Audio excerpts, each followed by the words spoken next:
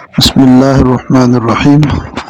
آج ہمارا parts of speech کے بارے میں یہ لیکچر نمبر 2 ہے۔ کائنڈس آف ناؤن ہم پڑھ رہے تھے، وہیں سے ہم شروع کر رہے ہیں۔ آج ہم پڑھیں گے سنگولر ناؤن۔ سنگولر ناؤن کی ڈیفینیشن کیا ہے جی؟ Singular noun is the name of one person, a place, thing or an idea or a concept۔ یعنی کہ کسی ایک شخص کا نام، کسی ایک جگہ کا نام یا کسی چیز یا تصور کا نام جو ہے اسے ہم سنگولر ناؤن کہیں گے۔ For example a boy, a cat, a garden, a school, a pen, a car, a victory, etc۔ یہ تمام جو ہیں سنگولر ناؤنز ہیں، یعنی کہ کسی ایک لڑکے کا نام، کوئی ایک بلی، کوئی ایک گارڈن، کوئی ایک اسکول، کوئی پین، کوئی کار یا کوئی فتح۔ اس کے بعد ہے جی پلورل ناؤن۔ ڈیفینیشن جی: a plural noun is the name of more than one person's, places, things or ideas or concept۔ تو پلورل ناؤن سے مراد ہے کسی ایک، دو یا دو سے زیادہ لوگوں کے، اشخاص کے نام، جگہوں کے نام، اشیاء کے نام یا کانسیپٹس یا تصورات کے نام۔ فار ایگزامپل بوائز یعنی کہ لڑکے، گرلز یعنی کہ لڑکیاں، مین آدمی، کیٹس بلیاں، پارکس رومز، پینز ایٹسٹرا۔ یہاں یہ چیز دیکھ لی جائے، ضروری ہے کہ جو ہم پہلے کلیکٹیو ناؤن پڑھ چکے ہیں اس میں اور پلورل ناؤن میں بنیادی فرق کیا ہے۔ دیکھیں، کلیکٹیو ناؤن جو ہے وہ ظاہر کرتا ہے کسی چیز کے مجموعے کو، وہ یہ بذات خود کو پلورل ناؤن نہیں ہے۔ مثال کے طور پہ آرمی مجموعہ ہے بہت سارے سولجرز کا، اور آرمی کی اپنی جمع ہے آرمیز، یعنی کہ فوج کی جمع افواج۔ اسی طرح سولجر ہے، سولجر جو ہے ایک سپاہی کو بولتے ہیں، اور سولجرز دو یا دو سے زیادہ سپاہی۔ تو ایک آرمی میں کئی سارے سولجرز ہوتے ہیں، اور آرمی کی جمع آرمیز ہے۔ اسی طرح فلیٹ یعنی کہ جہازوں کا بیڑا، اس کی جمع ہے فلیٹس۔ شپ کی جمع ہے شپس۔ اب ایک فلیٹ کے اندر کئی سارے شپس ہوتے ہیں، تو فلیٹ جو ہے جہازوں کے، شپس کے مجموعے کا نام ہے، تو اس کی اپنی جمع جو ہے وہ فلیٹس ہے، ٹھیک ہے۔ لیکن فلیٹ کے اندر جو بہت سارے جہاز ہوتے ہیں اسے سنگولر میں ہم شپ اور پلورل میں شپس کہیں گے۔ تو کلیکٹیو اور پلورل ناؤن بہت مختلف ہیں۔ اب ہم دیکھیں گے کہ پلورل ناؤنز کو بنایا کیسے جاتا ہے۔ آپ نے کبھی سنا ہوگا کہ کبھی جو ہے پلورل ناؤن کے آخر میں جو آنے والا ایس ہے، کبھی وہ ایس کی ساؤنڈ دیتا ہے، کبھی وہ زیڈ کی ساؤنڈ دیتا ہے۔ تو آج ہم یہ دیکھنے جا رہے ہیں کہ یہ ساؤنڈز کس طریقے سے آتی ہیں۔ اس ٹیبل پہ ہم نے 3 ساؤنڈ لکھی ہوئی ہے، اس کو پڑھیں گے پ، ٹھ، کھ۔ تھوڑا اس میں سے اس کو ایسپریشن کہتے ہیں، یعنی کہ ہوا جو ہے تھوڑا پھونک کے ساتھ نکلتی ہے۔ پ، ٹھ، کھ۔ جن ناؤنز کے آخر میں یہ 3 ساؤنڈز آئیں گی تو سب سے پہلے ہم انہیں پلورل بنانے کے لیے آخر میں صرف ایس لگائیں گے، اور اس ایس کو ہم ایس ہی پڑھیں گے۔ جیسے کہ کھاپس، یہاں پہ پھا کی ساؤنڈ ہے، کھاپس، یہاں پر بھی پھا کی ساؤنڈ ہے، ٹھاپس۔ اب دیکھیں کیٹس، اس میں ٹھا کی ساؤنڈ ہے، کیٹس، پیٹس، سیٹس۔ کیکس، اس میں کھا کی ساؤنڈ ہے، اس کی اسپیلنگ میں کھے اور ای آ رہا ہے لیکن ساؤنڈ جو ہے وہ صرف کھا کی ہے، کیکس۔ اس طرح بریکس، لیکس، بیکس۔ تو آپ نے دیکھا ان تمام ناؤنز میں آخر میں پھا، ٹھا یا کھا کی ساؤنڈ آ رہی تھی۔ تو ہم نے یہ 2 کام کیے، ایک تو یہ کہ آخر میں صرف ایس لگایا ان کو پلورل بنانے کے لیے، اور دوسری بات یہ کہ ہم نے اس ایس کو ایس ہی پڑھا ہے۔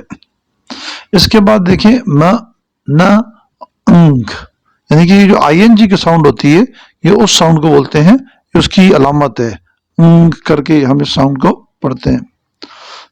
جن کے آخر میں یہ والی ساؤنڈز آئیں گی وہاں بھی ہم ایس لگائیں گے لیکن اس کو پڑھیں گے زیڈ، جیسے ڈیمز، بیمز، ٹیمز، ٹاؤنز، پینز، فینز، سانگز۔ یہاں دیکھیں این جی یہ والی ساؤنڈ ہے، سانگز، بینگز، فینگز، سلینگز۔ اسی طرح سے 3 ساؤنڈز ہیں ب، ڈ اور گ۔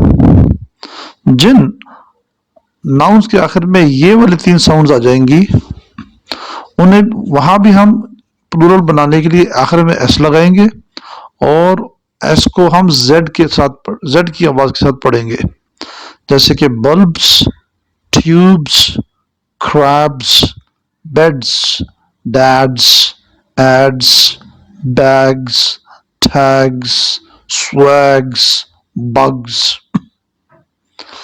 اسی طرح سے یہ جو 4 ساؤنڈز ہیں ل، ر، و، ی، یہ آپ کو جے نظر آ رہا ہے لیکن یہ جے کی ساؤنڈ نہیں ہے، یہ اسے ہم یا پڑھتے ہیں۔ یہ جتنی بھی ہم علامتیں دیکھ رہے ہیں یہ ڈکشنری میں جو ہے الفاظ کے سامنے بریکٹ میں لکھی ہوتی ہیں، یہ ان کی ساؤنڈز ہیں۔ ہم انشاءاللہ اس کے بارے میں بھی ایک مکمل کورس کریں گے کہ ان ساؤنڈز کو کیسے پڑھا جاتا ہے، لیکن اس وقت ہم صرف یہ دیکھ رہے ہیں کہ ان ساؤنڈز کی وجہ سے پلورل بنانے پر کیا فرق پڑتا ہے۔